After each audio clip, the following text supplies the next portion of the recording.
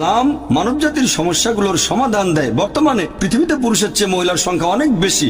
আমার মতে ইসলাম ধর্ম কিছু পুরুষকে একাধিক বিয়ে করার অনুমতি দিয়েছে যাতে করে মহিলারা ভদ্রভাবে থাকতে পারে, তা না হলে এটা সম্ভব নয়। আমি আপনার সঙ্গে একমত। আপনার কথাটা আমি মানি বোন, যে একজন মহিলা তার স্বামীকে শেয়ার করতে চাইবে না। আমি আপনার সঙ্গে একমত, মহিলারা স্বামীকে শেয়ার করতে চাইবে না কখনোই। আর সাধারণ পরিস্থিতিতে কোনো মহিলা চাইবে না যে তার স্বামী আরেকটা বিয়ে করুক। তবে ইসলামিক শরিয়া বলছে একটা বড় ক্ষতি ঠেকানোর জন্য ছোট ক্ষতি হওয়া ভালো। একজন ভালো মুসলিম মহিলা যে পৃথিবীর অবস্থা জানেন, সেই ছোট ক্ষতি মেনে নিতে আপত্তি করবে না। মানে স্বামীকে শেয়ার করা যাতে বড় ক্ষতি ঠেকানো যায়, অর্থাৎ আরেকজন বোনকে যেন জনগণের সম্পত্তি না হতে হয়। হ্যাঁ বোন, আর কিছু বলবেন? আমি এটাকে অনৈতিক বলছি, কারণ যে মহিলার একাধিক পুরুষ সঙ্গী থাকে সে একজন খারাপ মহিলা, কিন্তু একজন পুরুষের একাধিক স্ত্রী থাকলে সেখানে কোনো সমস্যা নেই, তাই না? এই প্রশ্নটা খুব সুন্দর বোন। আপনি প্রশ্ন করলেন যে কোন পুরুষের একাধিক স্ত্রী থাকলে সে কি ভালো মানুষ? না, একজন পুরুষের একাধিক স্ত্রী থাকলে কোনো সমস্যা নেই, তবে একাধিক স্ত্রী থাকলেও সে খারাপ হতে পারে।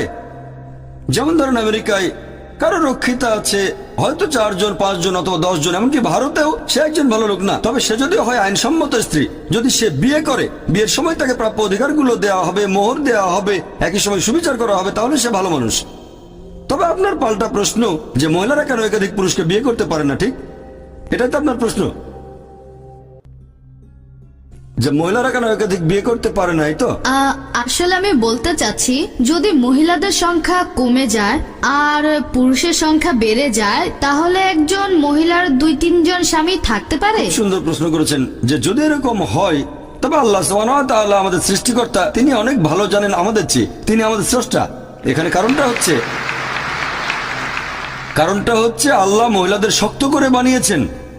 মহিলারা মেডিকেলি পুরুষের চেয়ে অনেক বেশি শক্ত, এটা কি জানেন? আমি একজন মেডিকেল ডাক্তার। মেডিকেলি মহিলারা পুরুষের চেয়ে অনেক বেশি দিন বাঁচে। আমরা ভাবে পুরুষের শক্তি বেশি, শরীরের জোরটা একটু বেশি, তবে মেডিকেলি মহিলাদের শক্তি বেশি। মহিলারা অনেক দিন বেশি বাঁচে। মহিলাদের গড়ায়ু পুরুষের আয়ুর চেয়ে কয়েক বছর বেশি। শিশুকালেও মেয়েরা তুলনায় কম মারা যায়। এবার আপনার প্রশ্নটা নিয়ে বলি, যে ইসলাম পুরুষদের অনুমতি দিয়েছে তারা একাধিক বিয়ে করতে পারে, কিন্তু এখানে মহিলাদের একাধিক বিয়ের অনুমতি দেওয়া হয়নি কেন?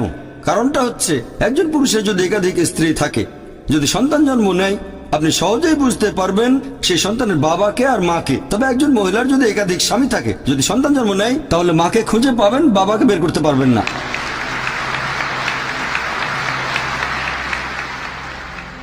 তারপর সন্তানকে স্কুলে ভর্তি করতে যাবেন, এর বাবার নাম কি? তখন হয়তো 2টো নাম দিতে হবে। এখন মেডিকেল বিজ্ঞান অনেক উন্নত হয়েছে, যেমন ডিএনএ, জেনেটিক কোডিং। এখন বলতে পারবো বাবাকে আর মাকে, এখন সেটা আগে সম্ভব ছিল না। ইসলাম পৃথিবীতে আছে শরণাতীত কাল থেকে, এটা একমাত্র কারণ নয়, এছাড়াও আরো কিছু কারণ আছে।